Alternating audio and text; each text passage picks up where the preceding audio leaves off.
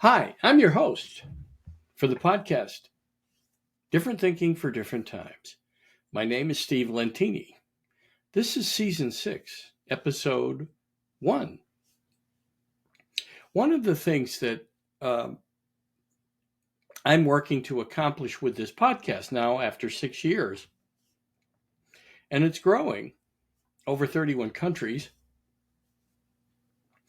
is to help people overcome this acorn brain, right? This small minded thinker that has us reacting, defending, living from having a purpose through outside events and outside things like material possessions and titles and education degrees. And none of it means anything, by the way, when we leave here. I know that because I had a near death experience on November 18th, 2002. If you've listened, then you know that. And what I learned was this acorn brain, this small minded thinker, did not go with me. And there was nothing small minded. There was not one religion that made all the others wrong. There was not one sex that made all the others wrong. There was not one country that made wrong. There was not one political party that made all the others wrong or one way to lead. Everything was everything was one. So all were accepted.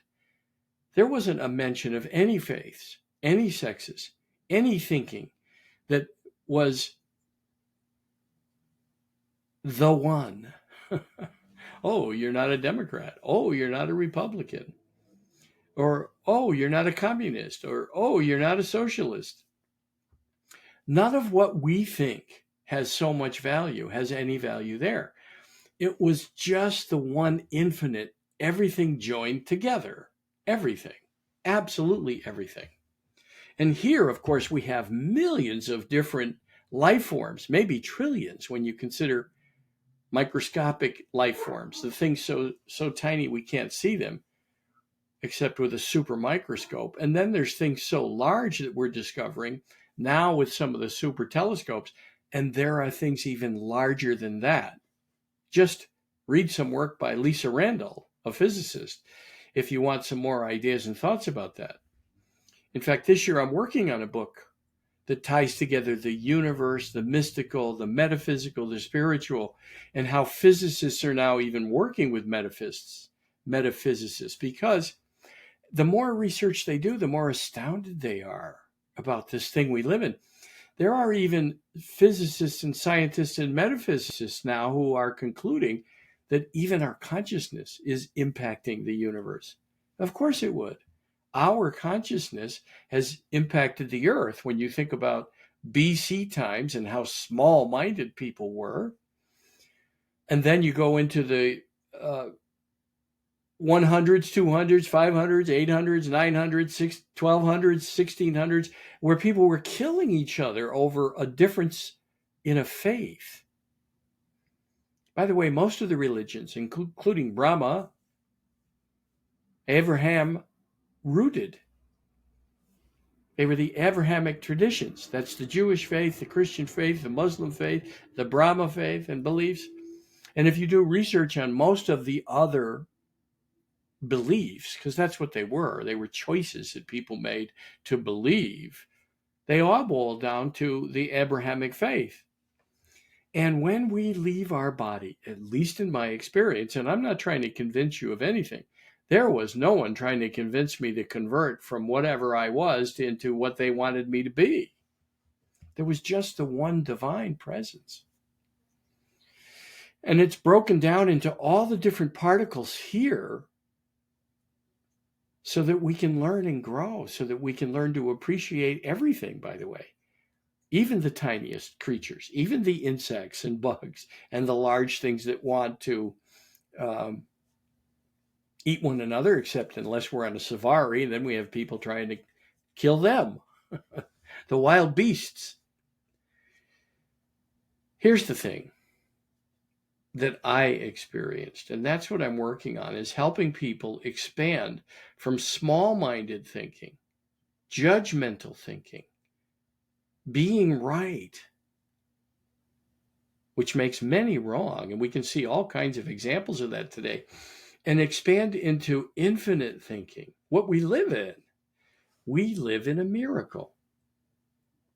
So I'll have many guests. I'm hoping to have many other metaphysicians and physicists and people that we can have this kind of lively discussion about life itself. Now, I want to leave you with a thought, and then I'm going to talk about some of the upcoming guests. And 5.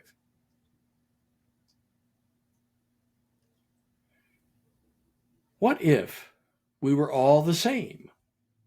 What if there weren't different races, different political opinions, different religions, different colors of skin, different ideological beliefs, different political beliefs? What if we were all the same? Would we even know we were alive? And the thing that astounded me about what's next, being one with the infinite, one with everything and nothing, right? 1 second here in intensive care, the next second one with the infinite. What astounded me, as I got back in my body, there was no awareness of any differences being one with the infinite. I was one with everything and nothing, and it was a knowing and such a peace that peace, the word peace and love don't do it justice. I mean, it's way beyond anything we could think of. Way beyond.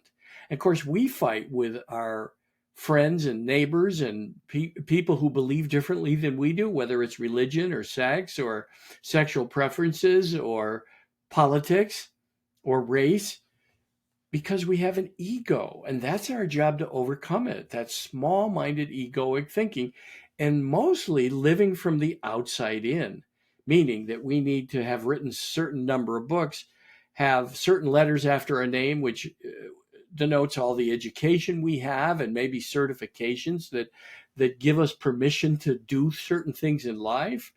And then there's our wealth and fame and notoriety and all to make themselves important. I can tell you, none of that goes with you, by the way. I hope you won't be disappointed. You're not ranked by anything in what's next. There's no recognition of titles. There was no mention, by the way, the books I own, the houses I own, the material possessions I had. None of that matters. The goal is to get to that here where we live from the inside out.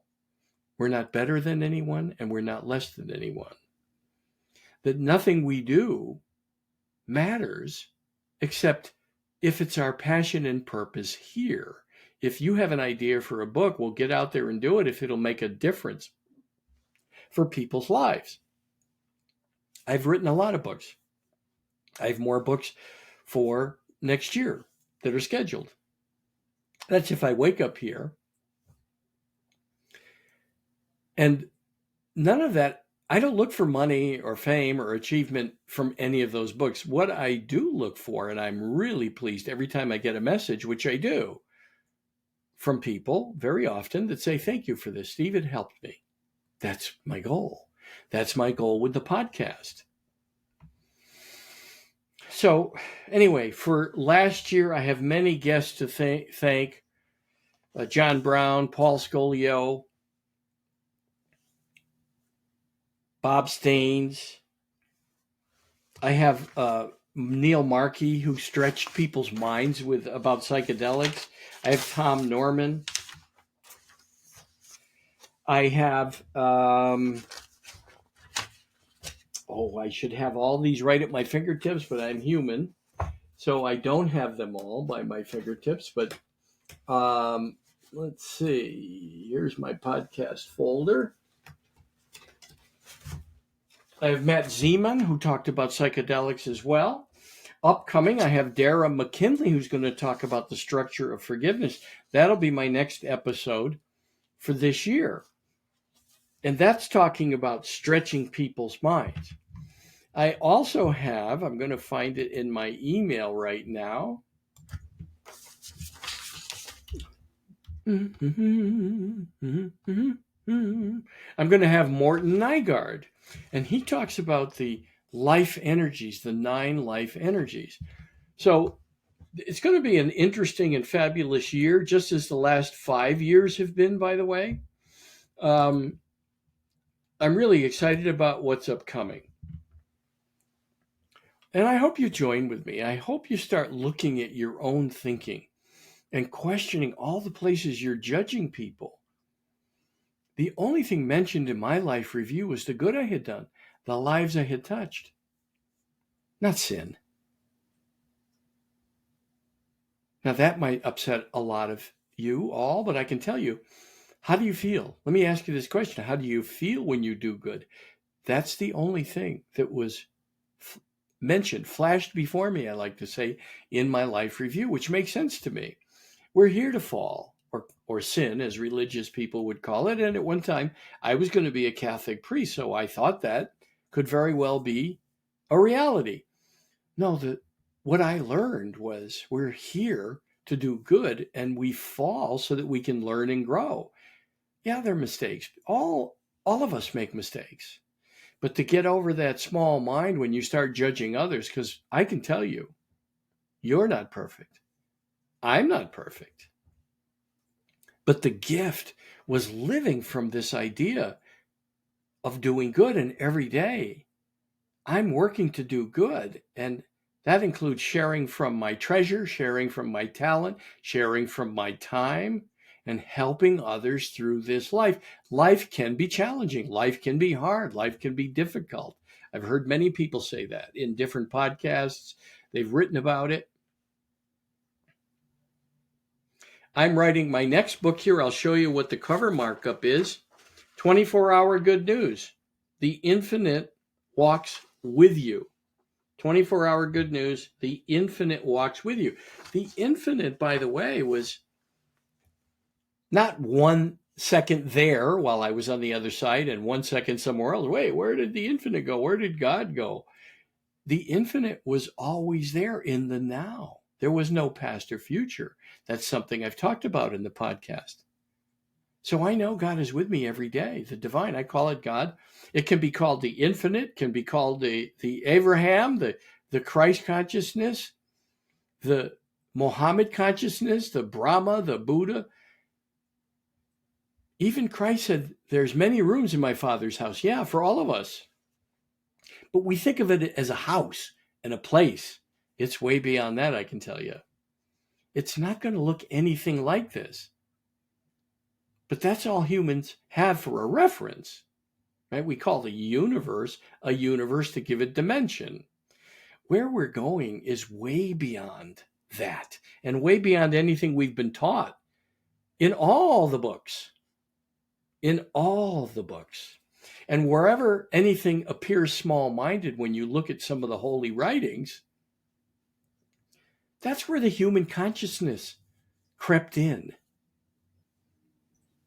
It leaked into their consciousness, and all of a sudden, well, yeah, and I held up my staff, and they all died because they thought differently than me. That's not what comes from the infinite, at least in my experience.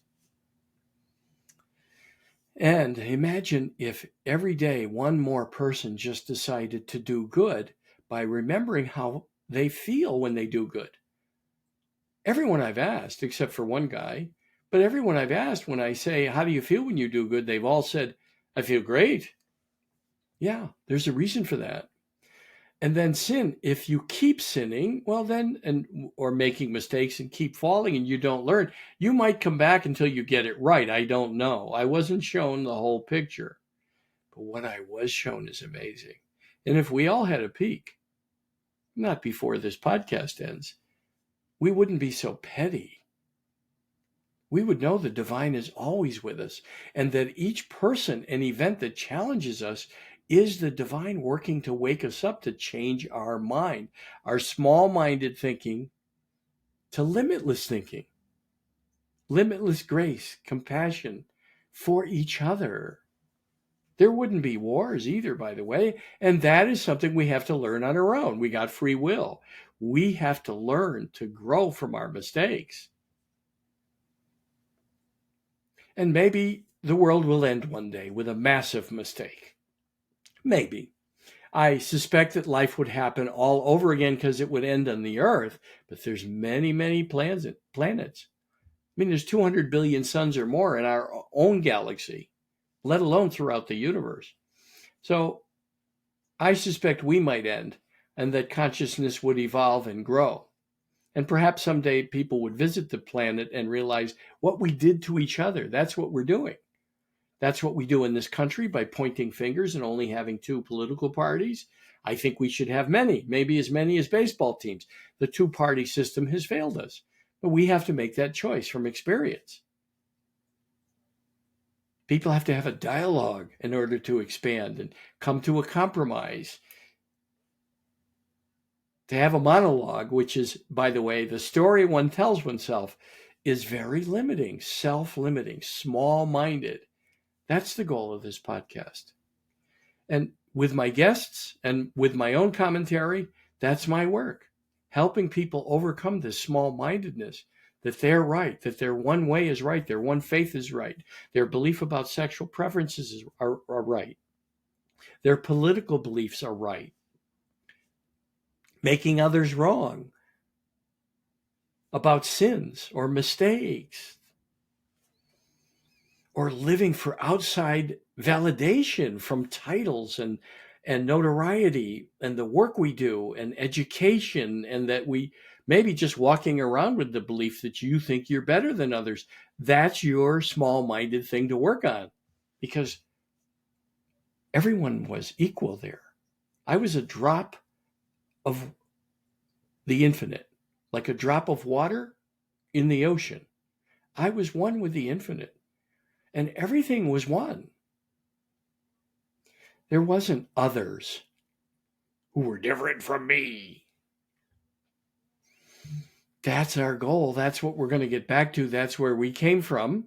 And perhaps we come back until we get this life right.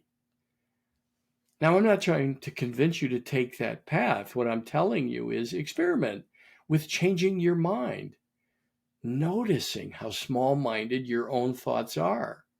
And by the way, if this podcast got to you, if it reached you, there's a reason. It's the divine itself knocking on your door. Maybe it's your little acorn brain or your head saying, hey, wake up, do good, and let go of worry and fear, that I'm always with you. The divine is never absent. It was only the present moment. There was no past or future in my near-death experience. There was only the now, which led me to this idea about the book. The infinite always walks with us. My website, 24hourgoodnews.com, if you catch people doing good, share that with me. If it's a video, upload it to me. My email is on the website, 24hourgoodnews.com. You'll find my email there. You can share people doing good, take pictures of it, take videos, write a story, get them to write their story. If you know friends who have done good, what we need to hear more of is the impact of good, because it's the acorn brain that has us all making each other wrong. Most of the news media is doing that. I would say 100%, because those who think they're right are making anyone on their other side is wrong. Just look at any of the daily commentary shows. I won't name them because I don't spend any time listening to them. I know who they are because I see in news stories and I see in press releases some crazy things. But we're not even doubting that it's crazy because we believe our thinking. That's the acorn brain. The key is you can learn to run that mind that Rainer Maria Rilke in the 1800s called the little hooligan. And he used to ask, will you let the little hooligan run you, or will you run it? George Ivanovich Gurdjieff in the early 1900s to about the 1930s and 40s used to call that voice the machine and ask the same question. Will you let the machine run you, or will you run it? That's our job in this world, is to overcome all those judgments and to make the only thing we can control, which is our own life, our business. My life is my business. It's none of your business. Your lives are your business. Your journeys are your business. It's none of my business. And that's good, to get to appreciate all the different journeys that people have and the contribution they're making with their life, especially when they do good. And when they make mistakes or they bother us, they're our teachers. They are there to wake us up. There's more on that in upcoming podcasts, upcoming episodes. Just consider this. I'm not trying to convince you of anything. After all, I wrote the book, You Might Be Full of Shit If, and freely admit I'm full of shit somewhere. And then for those in the woke crowd, I wrote You Might Be Full of Number Two. After all, we know better, the woke edition. And I made fun of neither, only brought up the idea of if we think we're right, that's something to work on, especially when we make all others wrong. We're wasting our energy. The ones that bug us are there to teach us, to help us learn and grow. It doesn't mean they don't have issues to work on. It just means the gift from each of them was urging us to grow. Because other than that, they wouldn't bother us. Think about that. People that don't bother you, what are they teaching you? So here's what I'll leave you with. Experiment. Don't follow anyone or anything blindly, including me, which is what I wrote about in those You Might Be Full of Shit If books. We have to come to a place where we get over ourselves and have a sense of humor. When you make a mistake and your own little brain starts to remind you of something you did in high school or in your first marriage or in your second, third, or fourth, or in a job or with others, you hurt someone, just remember, be kind to yourself. I like to say now when those flashes come, well, it seemed like a good idea at the time, and I laugh at myself. That's what I'm here to do. I realize how I learned and grew from the experience. And I'm grateful every day. I say, dear universe, dear God, thank you for all the people who have bothered me and bugged me because they were my teachers and I'm grateful for them. And thank you for all the places I fell because I got up, I learned and grew, and I'm grateful. Have some gratitude breaks during the day. Realize you're only here for today. When you wake up here each day, say, this is a fantastic day. And realize that you've been granted another day here in the physical experience to learn and grow, and that the divine is with you. And when you move to what's next, the divine is also there all the time. There's no past or future, and there's none of this little egoic chatter. It has me every day grateful for today, grateful for now, grateful for the experience I had on November 18th, 2002, and grateful for the lesson I got, and grateful that God is with me. The divine is with me in every second. Now go out and enjoy your life, live your life, overcome any of this small-minded thinking. Begin first by noticing it and do good. I'll bet you'll find that it's a lot more fun than making everyone around you wrong and listening to this chatter, the acorn brain. Thank you. I'm grateful.